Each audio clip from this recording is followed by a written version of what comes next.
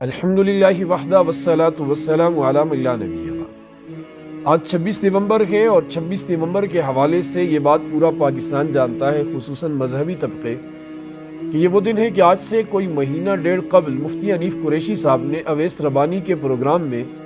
Engineer Mirza کے بار بار challenge کرنے کو چیلنج کیا تھا، مناظرے کا۔ انجینئر مرزا صاحب، محمد علی مرزا صاحب جہلمی، وہ اکثر اپنے پیغامات میں یہ کہتے رہتے ہیں، بیانات میں، کہ کسی بھی مکتبہ فکر میں کوئی ایسا بندہ نہیں ہے جو میرا مقابلہ کر سکے، میرا سامنا کر سکے۔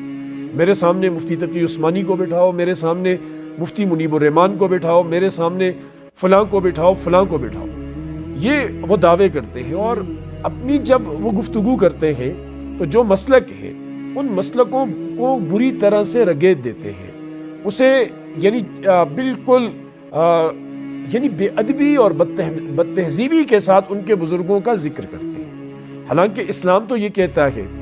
کہ جو دوسرے مذہب ہیں اسلام سے ہٹ کر ان کے جو محترمات ہیں، ان کے جو مقدسات ہیں، ان کا احترام کریں، ان کے لیے کسی قسم کا کوئی غلط جملہ، غلط لفظ استعمال نہ کریں۔ لیکن مرزا صاحب جو ہیں، وہ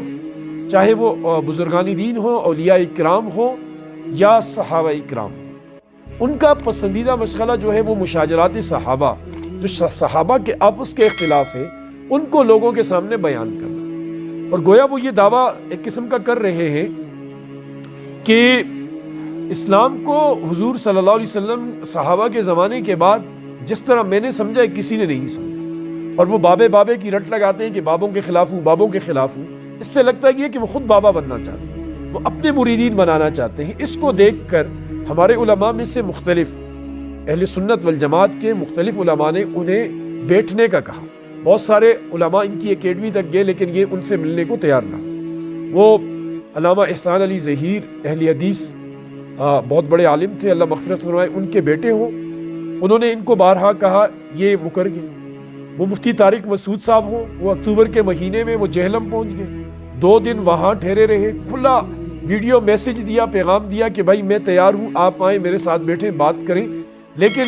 مرزا صاحب نے موبائل بند کر دیے اور بالکل روپوش ہو گئے۔ اور پھر بعد میں جو پیغام دیا کہ بھائی میں تو تیار تھا، وہ خود نہیں آئے، اور بتا کر نہیں آئے، گاڑی میں کیوں آئے، جہاز میں کیوں نہیں آئے، اور بڑی عجیب قسم کی ہلکی سی باتیں کی۔ تو مفتی حنیف قریشی صاحب بھی آج اویس ربانی کے ساتھ وہ جہلم پہنچے صبح کے وقت، اور ان کی اکیڈمی کے سامنے گئے، اور وہاں اس نے پولیس بلوا رکھی تھی کہ بھائی کوئی قریب نہ آنے پائے۔ اب یہ بیٹھ جاتے تو دودھ کا دودھ، پانی کا پانی ہو جاتا، پتہ چل جاتا کہ یہ جو تاریخی واقعات کو اپنی مرضی سے موڑ تروڑ کر پیش کرتے ہیں، صحابہ کے بارے میں ہلکی زبان استعمال کرتے ہیں، اور بڑی بازاری قسم کے الفاظ استعمال کرتے ہیں اولیاء دین کے بارے میں، تو وہ پتہ چل جاتا۔ دیکھیں، ہم بھی اس چیز کے حق میں نہیں ہیں،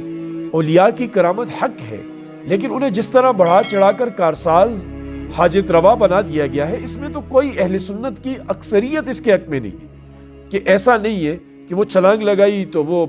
سورج سے اوپر چلے گئے، اور سورج کسی کا کباب پک نہیں رہا تھا تو سورج نیچے آ گیا۔ یہ تو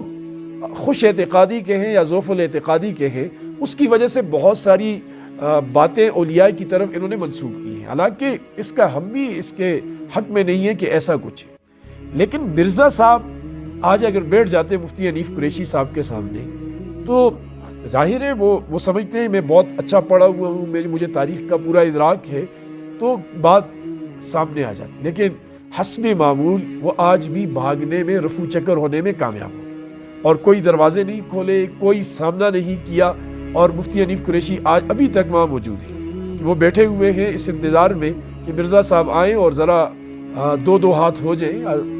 کہ وہ سامنے گفتگو ہو جائے کہ سچ کیا ہے اور جھوٹ کیا ہے۔ کاش کہ مرزا صاحب بیٹھ جاتے۔ اگر مرزا صاحب آپ بیٹھنا نہیں چاہتے، آپ کسی عالم کے سامنے بیٹھ کر گفتگو نہیں کرنا چاہتے، خدا کے لیے پھر ذرا اچھے الفاظ کے استعمال کریں، تاریخی واقعات کو تاریخی واقعات ہی رہنے دیں، انہیں لے کر کسی فرقے کے اوپر چڑھائی نہ کریں، اور اگر آپ کسی سے اختلاف کرتے ہیں تو اچھے الفاظ، اچھی ترتیب سے کریں تو آپ کو اختلاف کا حق ہے، اور اگر آپ اپنی روش پر قائم اور دائم ہیں تو پھر ڈریں مت، مرد بنیں اور سامنے آئیں اور آ کر مقابلہ کریں تاکہ پتہ چل جائے کہ آپ میں کتنا دم خم ہے۔ اللہ آپ کو بھی مجھے بھی عمل کی سمجھ کی توفیق عطا فرمائے۔